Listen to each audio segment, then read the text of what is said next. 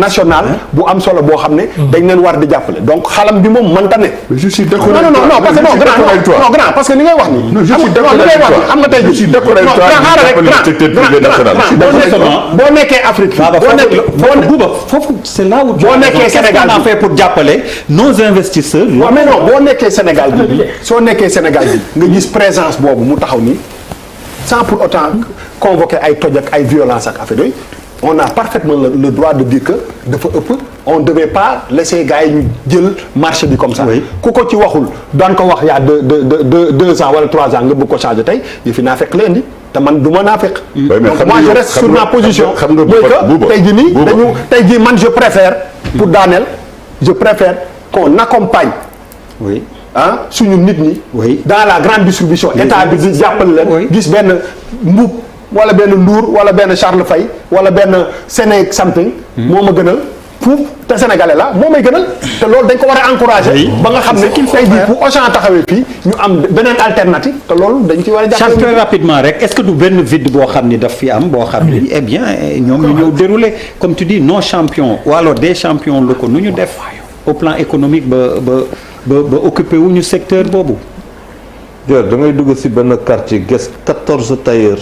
nga dajale leen on a une unité de fabrique. oui d'accord ça c'est vrai.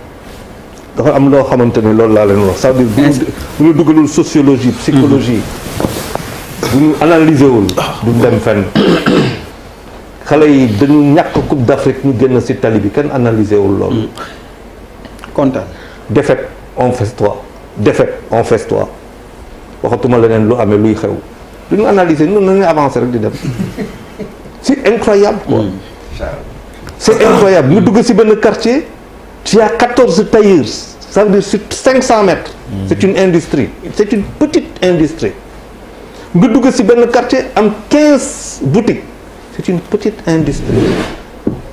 waa Maroc ñu ngi koy comprendre tey dañuy yónni suñuy gars yi ñuy dem Maroc ñuy comprendre dafa am loo xamante ne quand tu reçois en termes de transfert entre 2000 2500 milliards par an parce que aussi faaw ñu wax ko fekkante na bëggoo kañ ñëw fii na nga woo say ñi ñu ñibbi sama kër ga on reçoit quand même entre 2000 et 3000 milliards par an.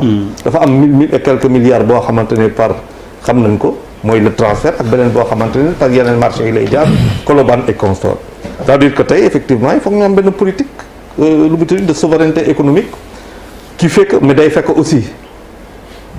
Ça va prendre, on va parler de souveraineté monétaire. C'est-à-dire tout se tient, les choses simples. Le secteur financier. Tout simple, tu es quand même dans un ensemble qui s'appelle l'UEMOA, munoo def lu la neex le tënk. Tu es dans une zone monétaire, munoo def lu la neex, munoo décider tey que TVA bi di lay demee affaire yi noonu dans lay ne du noonu. C'est-à-dire que même tey booy tafe tam booy développer benn politique mais même si c'est du point de vue monétaire tu ne peux pas. On te dit les 8 te diront ni lay demee.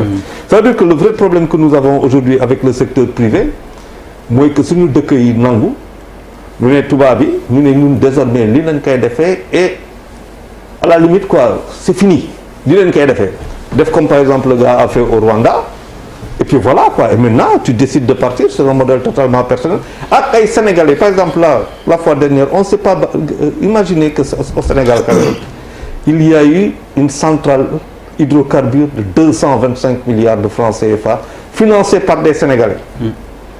Tu imagines que on ne s'attarde même pas sur ça 25% d'électricité boo xamante ne ki jox pour 700 000 foyers il n'y a même pas un arrêt mais dëkk bi comment voulez-vous que mu mën a dem sur l'essentiel si on ne sait pas s'arrêter sur l'essentiel. C'est-à-dire c'est une volonté politique. dañuy toog non c'est pas seulement une volonté politique ça va au-delà d'une volonté politique. Ça va que nous on parle là par exemple des locales on va perdre du temps par rapport à des locales. non moo tax ma brève locales yi tey Charles dama brève locales yi Frayra. oui man damay emboîter le pas sur Tandian li mu wax xam nga li indi affaire kasu Auchan bi. man je ne suis pas du tout d'accord avec ça.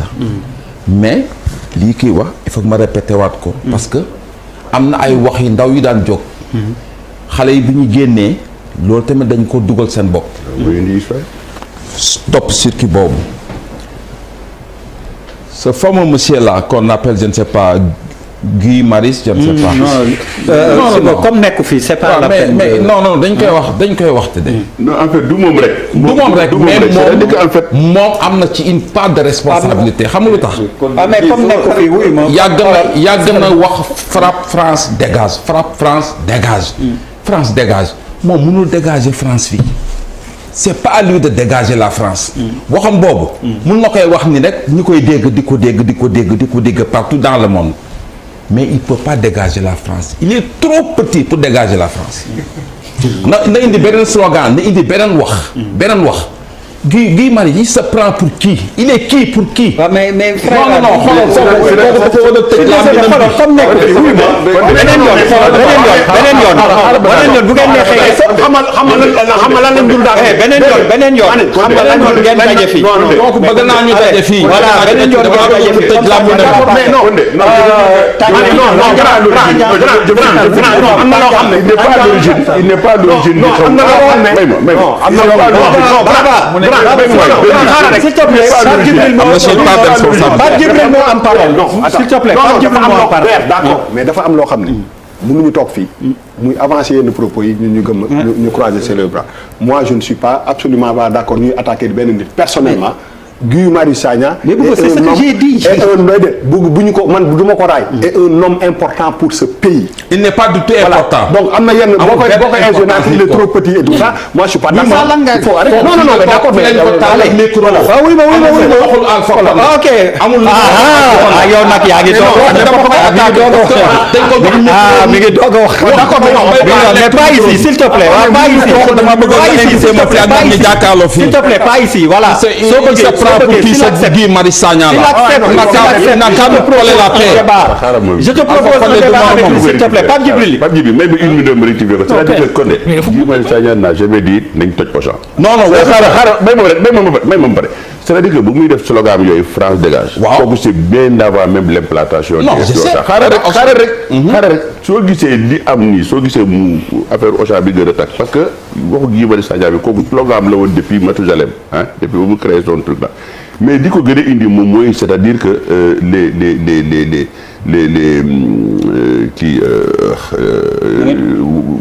waa INA quoi.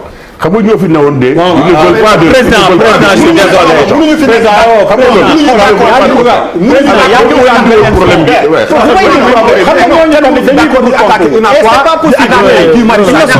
Je suis vraiment désolé. Oui, ma s'il te plaît. Frère, comme sujet xam nga nu ñuy def. maa doon def divers. xam nga nu ñuy def. xam nga nu ñuy def comme maa doon def divers sujet bi la fi indi woon mënuñu ko def presse bi bëri na Pape Djibril xam nga nu ñuy def xoolal yëngatoo rek gars yi wane ko gis xoolal c'est ça xam nga nu ñuy def maa doon def divers bi yam na fi non oui ma divers bi yam na fi s'il te plaît xoolal s'il te plaît gis-gis